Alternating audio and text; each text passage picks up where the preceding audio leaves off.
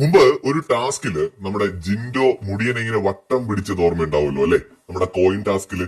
അപ്പൊ അന്ന് വലിയ പ്രശ്നങ്ങളൊക്കെ ആയി മുടിയനടക്കം ജിൻഡോയ്ക്കെതിരെ ശക്തമായിട്ട് തിരിഞ്ഞ ഒരു സംഭവമായിരുന്നു അത്.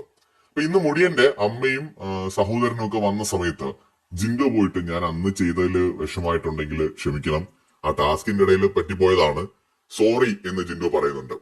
അപ്പോ മുടിയന്റെ അമ്മ പറയുന്നുണ്ട്, അയ്യോ അതൊന്നും കുഴപ്പമില്ല, ടാസ്ക് അങ്ങനെയല്ലേ, കണ്ടപ്പോ കുറച്ച് വിഷമം തോന്നി, പക്ഷെ ടാസ്കിന്റെ ഭാഗമായിട്ടല്ലേ, അതൊന്നും പ്രശ്നമൊന്നുമില്ല, സോറി പറയേണ്ട കാര്യമൊന്നുമില്ല എന്ന് നമ്മുടെ ഋഷിയുടെ അമ്മയും പറയുന്നുണ്ട്. ജിൻഡോയുടെ കേസ് പറഞ്ഞാൽ സത്യം പറഞ്ഞാൽ ജിൻഡോ ഭയങ്കര ഒരു നിഷ്കമായിട്ടുള്ള ഒരാളും കൂടിയാണ്.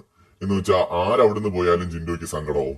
അതുപോലെ തന്നെ നമ്മൾ കാണുമ്പോൾ വിചാരിക്കും ഡ്രാമയാണെന്ന്. ഒരു രണ്ടു തുള്ളി കണ്ണീര് ഒഴിച്ചിട്ട് ആളങ്ങ് പോവും. പക്ഷെ അത് അങ്ങനെ ഒരു ഡ്രാമ ഇറക്കേണ്ട ആവശ്യം ജിൻഡോയ്ക്ക് അവിടെ ഇല്ല. അതാണ് ഏറ്റവും നമ്മൾ മനസ്സിലാക്കേണ്ട ഒരു കാര്യം. ജിൻഡോയ്ക്കും അറിയാം ജിൻഡോയെ സപ്പോർട്ട് ചെയ്യുന്ന ഇഷ്ടപ്പെടുന്ന ഒരുപാട് ആൾക്കാരുണ്ടെന്ന്. അവിടെ പോയിട്ട് അവര് മുമ്പ് ഒരു ഡ്രാമ ഇറക്കിയിട്ട് സിമ്പതി വോട്ട് കിട്ടേണ്ട ആവശ്യം ജിൻഡോയ്ക്ക് അവിടെ ഉണ്ടായിരുന്നില്ല.